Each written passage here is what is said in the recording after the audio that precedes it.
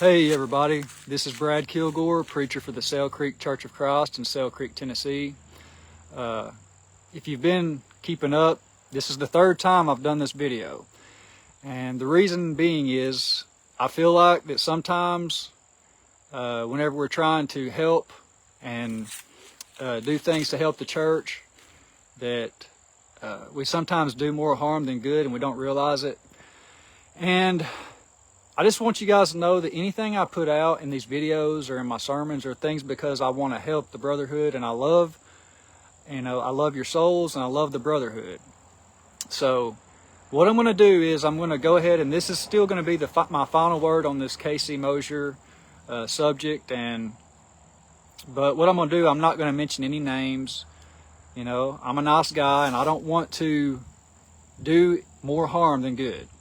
But what I'm saying to you, I want you to take the tools and the resources I'm giving you and do your own research.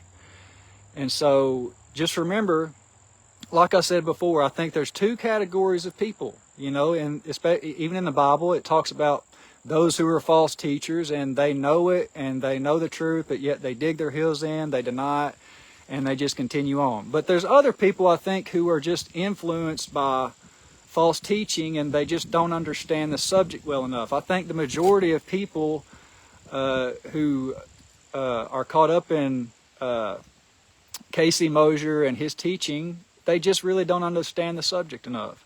So just to recap, as I said, the things that I've talked about previously, who is K.C. Moser?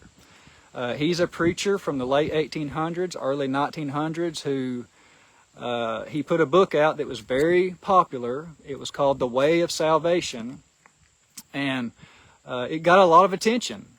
And there were faithful, sound brethren who read the book and understood the issues, and they ended up refuting his teachings. And so, but now what you have is, you know, as humanity, we forget about things as time goes on. It's easy for us to forget. And so you have people who will dig up these older preachers' books and things that have already been proven to be in error, and they try to resurrect those teachings. And so that's what I believe is going on with K.C. Moser and his book. And the subject of grace it's a difficult subject. And so just remember that, you know, it takes a lot of study. And so just remember, whenever you see something about grace or people recommending books and things like that, or anything by K.C. Moser or anyone, make sure that you check it out with the Bible. You know, that's what Acts chapter 17 verse 11 says. These were more noble than those in Thessalonica, in that they searched the scriptures daily whether those things were so. And so that's what we're commanded to do. And so this is going to be my last video on this. And, you know, like I said, I think I put enough information out on this. And I do believe his book. I have purchased his book. I have not read the entire book, but I've read enough to know, and I've researched enough that I can see that he was in error on the subject of grace. And that the book, the Way of Salvation contains error on the teaching of grace.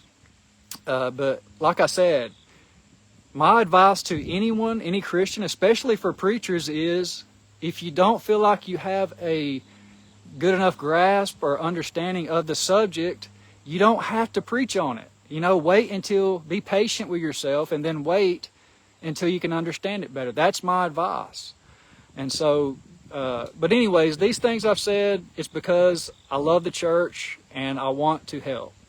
But anyways, I appreciate you for watching, and have a good day.